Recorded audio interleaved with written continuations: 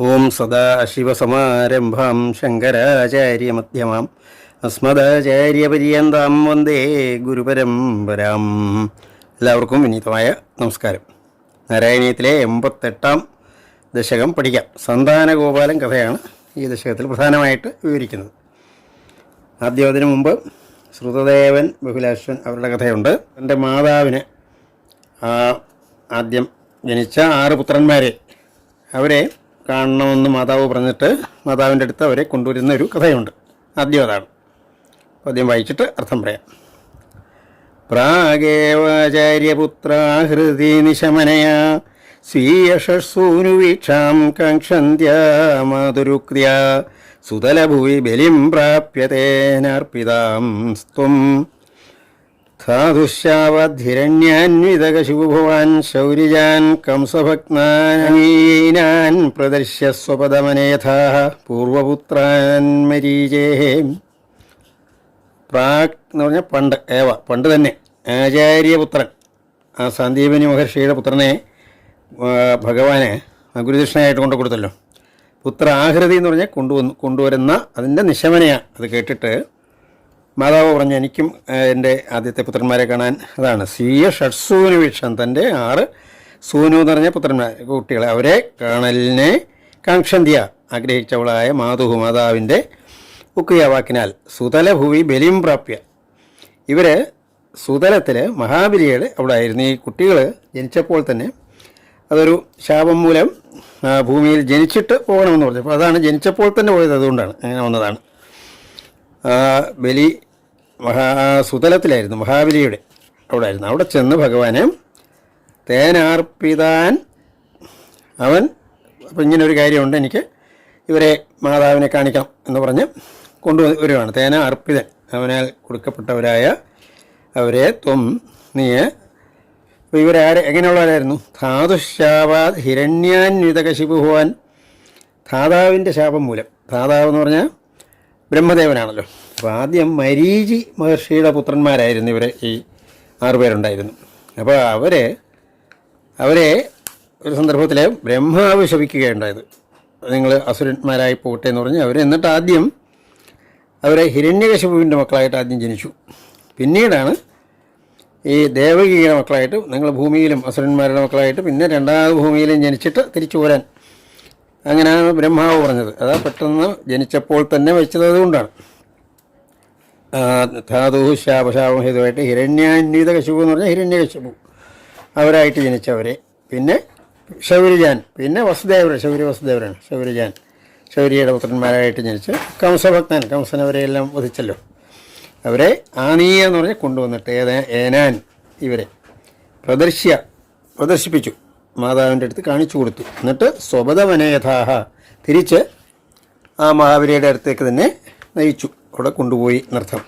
പൂർവപുത്രാൻ മരീചേഹേ, അതും പറഞ്ഞിട്ടുണ്ട്. മരീചയുടെ പണ്ടത്തെ പുത്രന്മാരായിരുന്നു ഇവരെ. അതാണ് മരീചയുടെ പൂർവപുത്രന്മാരെ അങ്ങനെ തിരിച്ചു കൊണ്ടുപോയി എന്നർത്ഥം. ശ്രുതദേവൈതി ശ്രുതം ദ്വിജേന്ദ്രം ബഹുലാശ്വം നൃപതിഞ്ച ഭക്തിപൂർണ്ണം യുഗപത്വമനുഗ്രഹീതുകാമോ മിഥിലാം പ്രാപിത താപസൈസ്വമേത. ഭഗവാന് ദ്വാരകയിൽ താമസിക്കുമ്പോൾ 2 ഭക്തന്മാർ, അതിലൊരു ഭക്തൻ്റെ പേര് ശ്രുതദേവൻ എന്നാണ്. അത് ഒരു ബ്രാഹ്മണനാണ്, ദ്വിജേന്ദ്രൻ ബ്രാഹ്മണശ്രേഷ്ഠനാണ്. പക്ഷേ സാധാരണ ജീവിതമേ ഉള്ളൂ, വലിയ ധനവാൻ ഒന്നുമല്ല. ശ്രുതം എന്ന് പറഞ്ഞാൽ പ്രസിദ്ധിയുണ്ട്. പിന്നീടുള്ളത് ബഹുലാശ്വം, അത് രാജാവാണ്, വലിയ രാജാവാണ്, വലിയ ധനവാനുമൊക്കെയാണ്. ബഹുലാശ്വൻ എന്ന് നൃപതിയെയും ഇവർ 2 പേരും ഒരേപോലെ ഭക്തിയുള്ളവരുമാണ്. എന്നിട്ട് ഭഗവാൻ തീരുമാനിച്ചു ഒരേ സമയത്ത് 2 പേരുടെ അടുത്ത് പോകാം എന്ന് തീരുമാനിച്ചു. അതാണ് യുഗവത് എന്ന് പറഞ്ഞാൽ ഒരേ സമയത്ത് തന്നെ അനുഗ്രഹീത് കാമഹ, അവർ 2 പേരെയും അനുഗ്രഹിക്കുന്നതിനായിട്ട് മിഥിലയിലായിരുന്നു. പ്രാപിത എന്ന് പറഞ്ഞാൽ പ്രാപിച്ചു. താപസൈഹി സമേത, താപസന്മാരോട് കൂടിയാണ് ഇവിടെ പോയത്. ഇവരെ 2 ശരീരമായിട്ട് മാറി 2 ഒരേ സമയത്ത് പോയി എന്നാണ് കഥ. ഗച്ഛൻ ദ്വിമൂർത്തിരുഭയോർ യുഗപന്നികേതമേകേന ഭൂരിവിഭവൈർ വിഹിതോപചാര ഹന്യേന തദ്ദിനഭൃതൈശ്ച ഫലൗദനാദ്യൈസ്തുല്യം പ്രസേദിത ദദാഥ മുക്തിമഭ്യം. ഗച്ഛൻ പോകുന്നതിനായിട്ട്, ദ്വിമൂർത്തി 2 ശരീരമായിട്ടാണ്, ഉഭയോഹോ 2 പേരുടെയും സമീപത്താണ്. യുഗപത് ഒരേ സമയത്താണ്. നികേതം ഉഭയോഹോ നികേതം, രണ്ടുപേരുടെയും വാസസ്ഥാനം. ഏകേന അതിൽ ഒരാളാൽ ഏകേന ഭൂരിവിഭവൈഹി വലിയ വിഭവങ്ങളാൽ ഉപചാരമൊക്കെ നൽകപ്പെട്ടവനായി. അന്യേന അത് ബ്രാഹ്മണനാണെങ്കിൽ അങ്ങനല്ല, അന്യനാൽ തദ്ദീനഭൃതൈഹി ആ ദിവസം സംഭരിക്കപ്പെട്ട ഫലൗദനാദ്യേഹി ഫലം, ഓദനം എന്ന് പറഞ്ഞാൽ ചോറ്, അന്നം, ആദ്യേഹി അങ്ങനെ അതൊക്കെയുള്ളൂ.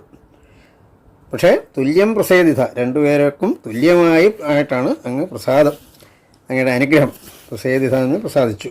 ദദാധ മുക്തിമാഭ്യാം ഇവർക്ക് രണ്ടുപേർക്കും മുക്തിയെയും നൽകി ഒരേപോലെ എന്നർത്ഥം. ഇനിയും ഉള്ള പദ്യങ്ങളിൽ സന്താനഗോപാലൻ കഥയാണ്. ഭൂയോധദ്വാരവത്യാം ദ്വിജതനയമൃതിം തത്പ്രലാപാനപിത്വം കോവാ ദൈവം നിരുന്ധ്യാദിതി കില കഥയൻ വിശ്വോഢാപ്യസോഢാം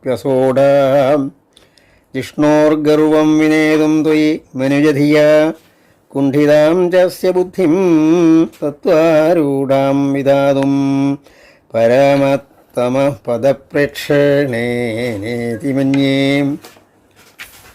ഭൂയ വീണ്ടും അഥാനന്തരം ദ്വാരവത്യ എന്ന് പറഞ്ഞാൽ ദ്വാരവതിയിൽ എന്ന് പറഞ്ഞാൽ ദ്വാരകയിൽ ദ്വിജതനയമൃതി ഒരു ബ്രാഹ്മണൻ്റെ പുത്രന്മാരെല്ലാം ഉണ്ടാകുമ്പോഴൊക്കെ മരിക്കുക. എന്നിട്ട് ആ ബ്രാഹ്മണൻ ഭഗവാനാണല്ലോ അവിടെ ഭരിക്കുന്നത്. അവിടെ വന്നിട്ട് ഭഗവാന്റെ കൊട്ടാരത്തിൻ്റെ മുന്നേ വന്ന് കരഞ്ഞു പറയും. തൽപ്രലാപം എന്ന് പറഞ്ഞാൽ കരച്ചിൽ. പ്രലാപാനപി ഇവയൊക്കെ നീ കോവാ ദൈവം നിരന്ധ്യാ കഹവാ ആരാകാം ദൈവത്തെ. ദൈവം എന്ന് പറഞ്ഞാൽ നിയതി, വിധിയെ ആരാണ് തടുക്കാൻ സാധിക്കുന്നത്? ഇതി നിരന്ധ്യാതനെ തടുക്കും. ഇതി പ്രകാരം കഥയൻ പറയുന്നവനായിട്ട് വിശ്വവോഢ അഭി അങ്ങ് വിശ്വത്തെ മുഴുവൻ ധരിക്കുന്നവനാണ്. അങ്ങക്ക് കഴിവില്ലാത്തത് കൊണ്ടല്ല. എന്നിട്ട് ഇതിനെല്ലാം അസോഢാഹ അങ്ങ് സഹിച്ചു. അങ്ങക്ക് ദൈവം വിധിയെ ആരും തടയണ്ട എന്നുള്ള അർത്ഥം. എന്നിട്ട് ഇതെന്തിനാണെന്ന് ഭട്ടതിരി പറയുകയാണ്. ജിഷ്ണോർ ഗർവം വിനേതും. ജിഷ്ണു എന്ന് പറഞ്ഞാൽ അർജുനനാണ്. അർജുനൻ്റെ ഗർവത്തെ, അർജുനൊരു പ്രത്യേക ഗർവം ഉണ്ടായിരുന്നു, അതിനെ ഇല്ലാതാക്കുന്നതിനാണ്. തൊഴിൽ മനുജധിയാ ഗർവം, നിന്നിൽ മനുജധിയ നീ സാധാരണ മനുഷ്യനാണ് എന്നുള്ള ഒരു ബുദ്ധി ഉണ്ടായിരുന്നു, അത് മാറ്റാൻ വേണ്ടിയാണ്. കുണ്ഠിതാം ജാസ്യ ബുദ്ധിം, ആ മനുജധിയോടുകൂടിയുള്ള കുണ്ഠിതമായ ബുദ്ധി, ആ ചാഞ്ചല്യമുള്ള ബുദ്ധി ഉണ്ടായിരുന്നു ഈ അർജുനൻ. അസ്യ ബുദ്ധി, ആ ബുദ്ധിയെ തത്വാരൂഢാം വിധാതും അതിനെ തത്വാരൂഢമാക്കി മാറ്റണം. ശരിക്കുള്ള സത്യത്തിൽ ആരൂഢം എന്ന് പറഞ്ഞ കാര്യം സത്യം മനസ്സിലാക്കുന്നതാക്കി ചെയ്യുന്നതിനായിക്കൊണ്ടാണ്. പരമതമ പദപ്രേക്ഷണേനേതി മന്യേ. അതുമാത്രമല്ല, ആ അർജുനനെ പരമതമ പരമതമ പദം എന്ന് പറയുന്ന വൈകുണ്ഠം തന്നെ, അതിനെ പ്രേക്ഷണേന അതിനെ കാണിച്ചു കൊടുക്കുന്നതിനാൽ ആ സത്യം മനസ്സിലാക്കിക്കാനും കൂടിയാണ് ഇതി മന്യേ എന്ന് പറഞ്ഞാൽ അങ്ങനെ ഞാൻ വിചാരിക്കുന്നു. നഷ്ടാസ്യ പുത്രാഹ പുനരവിതവൂപേക്ഷയാ കഷ്ടവാദഃ സ്പഷ്ടോ ജാതോ ജനാനാമസതവസരേ ദ്വാരകാമാര പാർത്ഥഃ മൈത്ര്യാതത്രോഷിതോസൗ നവമസുതമൃതൗ വിപ്രവൈര്യപ്രരോദം ശ്രുത്വാ ചക്രേ പ്രതിജ്ഞാം അനുപഹൃതസുതഃ സന്നിവേക്ഷ്യേ കൃശാനും. ഈ സമയത്ത് ഒരു ദിവസം അർജുനന് ദ്വാരകയിൽ ചെല്ലുകയാണ്. അന്നേരമാണ് ഈ ബ്രാഹ്മണനവിടെ 9ാമത്തെ പുത്രൻ മരിച്ചുകൊണ്ട് വരുന്നുണ്ട്. നഷ്ടന്മാരായി. അസ്യ പുത്രാഹ, ഈ ബ്രാഹ്മണൻ്റെ 8 പുത്രന്മാർ നഷ്ടന്മാരായി. പുനരപി നവ എന്ന് പറഞ്ഞാൽ 9.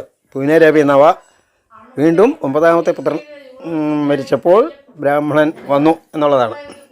വീണ്ടും അങ്ങയുടെ ഉപേക്ഷയാൽ അങ്ങനെ നഷ്ടമായി. വീണ്ടും ഉപേക്ഷിച്ചതുകൊണ്ടാണ്, അങ്ങ് ശ്രദ്ധിക്കാത്തത് കൊണ്ടാണ് ഇത് കഷ്ടമാണല്ലോ എന്നുള്ള ആ വാക്കുകൾ, ആ ഒരു സംസാരം സ്പഷ്ടമായിട്ടുണ്ടായി. ജനങ്ങളുടെ ഇടയ്ക്ക്. തദവസരേ, അങ്ങനെ ഒരു അവസരത്തിൽ ദ്വാരകാമാര പാർത്ഥൻ ദ്വാരകയിലെത്തി. അർജുനന് സുഹൃത്താണല്ലോ കൃഷ്ണൻ, അവിടെ ദ്വാരകയിൽ വന്നു. മൈത്രിയ സുഹൃത്ത് ബന്ധം കൊണ്ട് തത്ര അവിടെ ഉഷിത എന്ന് പറഞ്ഞാൽ അവിടെ ഉറങ്ങി എന്ന് പറഞ്ഞാൽ അവിടെ ഒരു ദിവസം താമസിച്ചു എന്നർത്ഥം. അസൗ നവമസുതമൃതവും വിപ്രവരീയ പ്രരോധം, 9ാമത്തെ പുത്രൻ ജനിച്ച സുതവും മൃതോ നവമസുത മൃതോ അതിൻ്റെ മൃതിയിൽ വിപ്രവര്യൻ്റെ പ്രരോധത്തെ ശ്രുത്വ കേട്ടിട്ട് ചക്രേ പ്രതിജ്ഞാം അത് കേട്ടുകൊണ്ട് പ്രതിജ്ഞ ചെയ്തു. അനൂപഹൃത സുത അടുത്ത ഗർഭമായി കഴിഞ്ഞാൽ ആ പുത്രനെയും കൊണ്ടല്ലാതെ അങ്ങനെ കൊണ്ടുവന്നില്ലെങ്കിൽ ഉപഹൃതനെ അനൂപഹൃതൻ കൊണ്ടുവരാൻ പറ്റിയില്ലെങ്കിൽ സന്നിവേക്ഷിയെ കൃശാനും ഞാൻ അഗ്നിയിൽ പ്രവേശിക്കും എന്ന് പ്രതിജ്ഞ ചെയ്തു. കൃഷ്ണനോടൊന്നും ചോദിക്കുന്നില്ല. ചോദ്യം മാനീസത്വാമപൃഷ്ട്വാദിജനിലേഗതോ ബാണജാലേർ മഹാസ്ത്രൈരുരുന്ധാനസൂതികേഹം പുനരവി സഹസ ദൃഷ്ടനഷ്ടേ കുമാരേ യാമ്യാമൈന്ദ്രീം തഥാ അന്യാഃ സുരവരനഗരീർ വിദ്യയാസാദ്യ സദ്യോ മോഘോദ്യോഗഃ പതിഷ്യൻ ഹുതഭുജി ഭവതാ സസ്മിതം വാരിതോഭൂത്. മാനി അഭിമാനിയാണ്, താനെ അഗ്നിയിൽ ചാടുമെന്ന് പറഞ്ഞില്ലയോ, അപ്പോൾ ശിക്ഷിക്കണമല്ലോ ഇനിയും. അതാണ് അർജുനൻ ത്വാം അപൃഷ്ട അങ്ങയോടൊന്നും ചോദിച്ചൊന്നുമില്ല. എന്നിട്ട് ദ്വിജനിലേഖത് ആ ബ്രാഹ്മണൻ്റെ വീട്ടിൽ ചെന്നിട്ട് ബ്രാഹ്മണൻ്റെ പത്നി ഗർഭിണിയായെന്ന് അറിഞ്ഞു. അപ്പോൾ ഇനിയും ആ കുട്ടിയെ ആരും നഷ്ടമാകരുത്, അവിടെ നിന്ന് നഷ്ടമാകരുത്. അതുകൊണ്ട് ബാണജാലൈഹി അസ്ത്രം അമ്പുകൊണ്ട് മഹാസ്ത്രൈഹി രുന്ധാനഹ സൂതികേഹം ആ വിപ്രപത്നി സൂതികേഹം എന്ന് പറഞ്ഞാൽ പ്രസവ ഗൃഹമാണല്ലോ, പ്രസവിക്കാനുള്ള ആ വീട് അമ്പുകൊണ്ടങ്ങ് സുരക്ഷിതമാക്കി. പുനരപി സഹസ പിന്നീട് ആകട്ടെ പെട്ടെന്ന് തന്നെ പ്രസവിച്ചു. പക്ഷേ ഇതിന് മുമ്പൊക്കെ പ്രസവിക്കുമ്പോൾ കുട്ടി മരിച്ചതേ ഉള്ളായിരുന്നു. ഇത് കുട്ടിയുടെ ശരീരം പോലും ഇല്ല. അത് ദുഷ്ടനഷ്ടേ കുമാരി, കുമാരൻ എന്താണ് നഷ്ടനായി കാണപ്പെട്ടു, ശരീരം പോലും കാണാത്തതിനായി. അപ്പോൾ ഇനിയും മറ്റ് രക്ഷയില്ല. യാമ്യാം ഐന്ദ്രിയും. അപ്പം അർജുനന് ഇന്ദ്രൻ്റെ മകനാണല്ലോ. അപ്പം യമൻ്റെ യാമ്യാം പുരിയും യമൻ്റെ നിലയെത്തിപ്പോയി ഇന്ദ്രൻ്റെ ഇന്ദ്രിയും പുരിയും അന്യാഹ സുരവര നഗരി മറ്റ് സുരന്വരന്മാരുടെ ദേവന്മാരുടെ എല്ലാം പുരങ്ങളിലൊക്കെ പോയിട്ട് വിദ്യയാസാധ്യ എന്ന് പറഞ്ഞാൽ വിദ്യയുണ്ട്, യോഗ ബലമുണ്ട്, വിദ്യ കൊണ്ട് ആസാധ്യ ചെന്നിട്ട് അവിടെ ഒന്നും കാണാത്തത് കൊണ്ട് സദ്യ. എന്നാൽ ഇനിയും ഇത് പഠിക്കണമല്ലോ. അഗ്നിയിൽ സദ്യ പെട്ടെന്ന് തന്നെ മോഘോദ്യോഗ, ഉദ്യോഗം എന്ന് പറഞ്ഞാൽ ആ പ്രയത്നം മോഘമായെന്ന് പറഞ്ഞാൽ നിഷ്ഫലമായിട്ട് പതിക്കാൻ തുടങ്ങി. ഹുതഭുക്ക് എന്ന് പറഞ്ഞാൽ അഗ്നിയാണ്, അതിൽ ഭവിക്കാൻ തുടങ്ങിയപ്പോൾ ഭവതാ സസ്മിതം വാരിതഃ ഭൂൽ ഭവാനാൽ അങ്ങയാൽ പുഞ്ചിരിയോടുകൂടി തടയപ്പെട്ടു. ഭഗവാൻ ചെന്ന് തടഞ്ഞു. സാർത്ഥം തേന പ്രതീചീന്ദിശമതിജവിനാസ്യന്തനേനാഭിയാതോ ലോകാലോകം വ്യതീതസ്തിമിരഭരമധോ ചക്രധാംനാ നിരുന്ധൻ ചക്രാം ശുക്ലിഷ്ടദൃഷ്ടിം സ്ഥിതമധവിജയം പശ്യേതി വാരം പാരേ ത്വം പ്രാദദർശ കിമപി തമസാം ദൂരദൂരം പദം തേ. സാർത്ഥം തേന സാർത്ഥം പറഞ്ഞാൽ അവനോടുകൂടി ആ അർജുനോടുകൂടി പ്രതീചീം ദിശം പടിഞ്ഞാറേക്കാണ്. അതിജവിന സിന്ധനേന അതിവേഗതയുള്ള തേരിലാണ് സിന്ധനത്തിന് അഭിയാത യാത്രയായി. ലോകാലോകം ഇപ്പോഴത്തെ രീതി റോക്കറ്റൊക്കെ ആവണം. ലോകാലോകം വ്യതീത. ലോകാലോകം എന്ന് പറഞ്ഞാൽ ഈ ചക്രവാളത്തിൻ്റെ പുറത്തുള്ള ലോകത്തിനെയാണ്. അതിനെയും കടന്നു. തിമിരഭരമഥോ പിന്നീട് ഇരുട്ട് മാത്രമേ ഉള്ളൂ, സൂര്യപ്രകാശമോ ഒന്നും അവിടെയില്ല, നക്ഷത്രപ്രകാശമോ ഒന്നും തന്നെയില്ല. തിമിരഭരം ഇരുട്ടാണ്. അതിനെ ചക്രധാംന വിധുന്വൻ, ആ ചക്രത്തിൻ്റെ സുദർശന ചക്രത്തിൻ്റെ പ്രകാശം കൊണ്ട് ആ ഇരുട്ടിനെയൊക്കെ വിധുന്വൻ ഇല്ലാതാക്കുന്നവനായിട്ട്. അപ്പോൾ ചക്രാം ശുക്ലിഷ്ടദൃഷ്ടി അർജുനനാണെങ്കിലോ ആ ചക്രത്തിൻ്റെ ആ വലിയ തേജസ് കൊണ്ട് കണ്ണു കാണാൻ വയ്യാതിരിക്കുകയാണ്. സ്ഥിതം അഥ വിജയം, അങ്ങനെ സ്ഥിതനായ വിജയനോട് പറഞ്ഞു പശ്യേതി കണ്ണടയ്ക്കണ്ട, നോക്കിക്കോളുക ഇതി വാരാംപാരെ എന്നെടുക്കണം. വാഹ എന്ന് പറഞ്ഞാൽ ജലം, വാരാംപാരെ അത് ഈ പ്രപഞ്ചത്തിൻ്റെ അവിടെ കാരണജലം, ഈ പ്രപഞ്ചത്തിൻ്റെയൊക്കെ കാരണമായിട്ട് ജലധി ഉണ്ടെന്നാണ്. അതിൻ്റെയും അറ്റത്ത് അതിൻ്റെയും കരയ്ക്കായിട്ട് ത്വം പാരയെന്ന് പറഞ്ഞാൽ കരയ്ക്കായിട്ട് ത്വം പ്രാദദർശ എന്ന് പറഞ്ഞാൽ കാണിച്ചു കൊടുത്തു. കീമവിഹി തമസാം ദൂരം തമസ് ആ ഇരുട്ടിൻ്റെയും ഒക്കെ ദൂരെയുള്ള കിമപി തേ പദം ആ ഒരു നിൻ്റെ പദം വൈകുണ്ഠത്തിൻ്റെ കാര്യം, വൈകുണ്ഠം കാണിച്ചു ദൂരം വളരെ ദൂരെ കാണിച്ചു കൊടുത്തു. തത്രാസീനം ഭുജംഗാധിപശയനതലേ ദിവ്യഭൂഷായുധദ്യൈരാവീതം പീതജേലം പ്രതിനവജലദശ്യാമളം ശ്രീമദംഗം മൂർത്തീനാമീശിതാരം പരമിഹ തിസൃണാമേകമർത്ഥം ശ്രുതീനാം ത്വാമേവ ത്വം പരാത്മൻ പ്രിയസഖസഹിതോ നേമിത ക്ഷേമരൂപം. അവിടെ മഹാവിഷ്ണുവിനെ കാണുന്നതാണ്. തത്ര അവിടെ ആസീനം സ്ഥിതി ചെയ്യുന്നവനായ ഭുജംഗാധിപശയനതലേ അനന്തൻ്റെ മെത്തയിലാണല്ലോ. അതിൽ ദിവ്യഭൂഷായുധാദ്യൈഹി ദിവ്യമായ ആഭരണങ്ങൾ, ആയുധം തുടങ്ങിയവയോട് കൂടിയതും ആവീതം എന്ന് പറഞ്ഞാൽ ചുറ്റപ്പെട്ടത്, വീതജലത്തോടു കൂടിയാണ് മഞ്ഞപ്പെട്ട്. പ്രതിനവ ജലദശ്യാമളം എന്ന് വെച്ചാൽ പുത്തൻ ജലദം എന്ന് പറഞ്ഞാൽ പുത്തൻ മേഘം എന്ന് പറഞ്ഞാൽ ആ നിറം, നല്ല നീല നിറമുള്ള ശ്രീമദംഗം അംഗത്തോടു കൂടി മൂർത്തീനാമീശിതാരം പരമിഹ തിസൃണാം മൂർത്തീനാം 3 മൂർത്തികളുടെയും ഈശിതാവാണ്. ഈ 3 മൂർത്തികളും ഒരേ ഈശ്വരൻ തന്നെയാണ് എന്ന് പറയുന്നെങ്കിലും മഹാവിഷ്ണുവിന് പ്രാധാന്യം ചിലയിടത്ത് പറയാറുണ്ട്. പരമിഹ തിസൃണ ഏകമർത്ഥം ശ്രുതീനാം, ശ്രുതി എന്ന് പറഞ്ഞാൽ വേദം, വേദത്തിൻ്റെയൊക്കെ ഒരേ ഒരു അർത്ഥമായിട്ടുള്ളത്. ത്വാം ഏവത്വം പരാത്മൻ, ആ ഭട്ടത്തിൽ പറയാണ് നിന്നെ തന്നെ ആണ് ആ വൈകുണ്ഠനാഥനായിട്ട് അവിടെ കാണുന്നതെന്ന് ഗുരുവായൂരപ്പനോട് പറയുന്നത്. ത്വാമേവ നിന്നെ തന്നെ ത്വം പരാത്മൻ പ്രിയസഖസഹിതോ, സഖാവിനോട് കൂടി നിയമിത ക്ഷേമരൂപം നമിച്ചു. ആ ക്ഷേമരൂപനായ മഹാവിഷ്ണുവിനെ നമിച്ചു എന്നർത്ഥം. അടുത്ത പദ്യം നോക്കാം. യുവാമേവ ദ്വാവധീക വിവൃതാന്തർഹിതതയാ വിഭിന്നൗ സന്ദ്രഷ്ടും സ്വയമഹം അഹർഷം ദ്വിജസുതാൻ നയേതം ദ്രാഗേതാനിധി ഖലു വിതീർണാൻ പുനരമൂൻ ദ്വിജായാദായ അദാഹ പ്രണുതമഹിമാ പാണ്ഡുജനിഷാം. യുവാം, അത് ഭഗവാൻ പറയുന്നതാണ്, വൈകുണ്ഠനാഥനായ മഹാവിഷ്ണു പറയുന്നതാണ്. യുവാം, നിങ്ങൾ 2 പേരെ, മാമേവ നിങ്ങൾ 2 പേരെന്ന് ഞാൻ പറഞ്ഞാൽ എന്നെ തന്നെ, എൻ്റെ തന്നെ അംശങ്ങളാണല്ലോ നിങ്ങൾ, അതാണ് ദ്വൗ നിങ്ങളെ 2 പേരെയും. അധിക വിവൃത അന്തർഹിതതയാ, അത് നിങ്ങളൊരാൾ വിവൃത ഭാവമാണ്, അത് ശ്രീകൃഷ്ണൻ്റെ കാര്യമാണ്, പുറമേ അറിയപ്പെടുന്ന ആളാണ്. മറ്റേ അർജുനനാണെങ്കിൽ ഭഗവാനാണെന്ന് അങ്ങനെ അറിയത്തില്ല, അന്തർഹിതതയാണ്, അതുകൊണ്ട് അറിയുന്നില്ല. വിഭിന്നവും, അങ്ങനെ വിഭിന്നന്മാരാണ് നിങ്ങൾ, പക്ഷേ എൻ്റെ തന്നെ ഒരേ ഭാവം തന്നെയാണ്. നിങ്ങളെ ഒന്നിച്ച് സന്ദൃഷ്ടും സ്വയം അഹം, ഞാൻ സ്വയമായിട്ട് അഹാർഷം ദ്വിജസുതന്മാരെ ഇവിടെ കൊണ്ടുവന്നതാണ്. നിങ്ങൾ 2 പേരും കൂടെ വരുമെന്നറിയാം, അതിനുവേണ്ടി നിങ്ങളെ ഒന്നിച്ച് കാണാം എന്ന് വിചാരിച്ചാണ്. നയേതം, ഈ ദ്രാഗേതാനിധി, നയേതം എന്ന് പറഞ്ഞാൽ ഇതിനെ, ഇവരെ, ഏതാൻ ഇവരെ കൊണ്ടുപോയിക്കൊള്ളുക. ഇതിഹലു വിതീർണാൻ പുനരമുൻ, അങ്ങനെ വിട്ടുകൊടുത്തു. എന്നിട്ട് അവരെ ദ്വിജായ ആദായ, അവരെ കൊണ്ടുവന്ന് ദ്വിജായ ആ ബ്രാഹ്മണനായിക്കൊണ്ട് ആദാഹ നീ നൽകി. പ്രണുതമഹിമ പാണ്ഡുജനിഷ, പാണ്ഡുജനിഷ എന്ന് പറഞ്ഞാൽ പാണ്ഡു പുത്രനായ അർജുനാൽ പ്രണുതമഹിമ, ആ മഹിമ അങ്ങയുടെ മഹിമാവ് സ്തുതിക്കപ്പെട്ടവനായിട്ട്.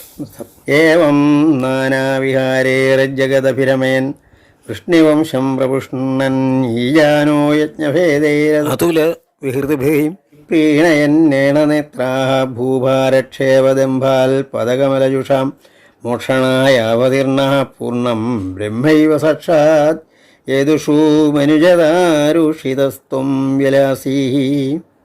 ഇപ്രകാരം ഏവം നാനാവിഹാരൈഹി, പലതരത്തിലുള്ള ലീലകളാൽ ജഗദഭിരം, ജഗത്തിനെ രമിപ്പിക്കുന്നവനായിട്ട്, വൃഷ്ണിവംശത്തെ പുഷ്ടിപ്പെടുത്തുന്നവനായിട്ട്, അതാണ് വൃഷ്ണിവംശം പ്രപുഷ്ണൻ. ഈജാനോ യജ്ഞഭേദി, യജ്ഞഭേദങ്ങളെ കൊണ്ട് യാഗം ചെയ്യിക്കുന്നവനായിട്ട്, അതിലെ വിഹൃതിഭിഹി, പലതരത്തിലുള്ള വിഹാരങ്ങളെ കൊണ്ട്, ലീലകളെ കൊണ്ട് ഏണനേത്രകളെയൊക്കെ പ്രീണിപ്പിക്കുന്നവനായിട്ട്, സുന്ദരിമാരെ പ്രീണിപ്പിക്കുന്നതിനായിട്ട്.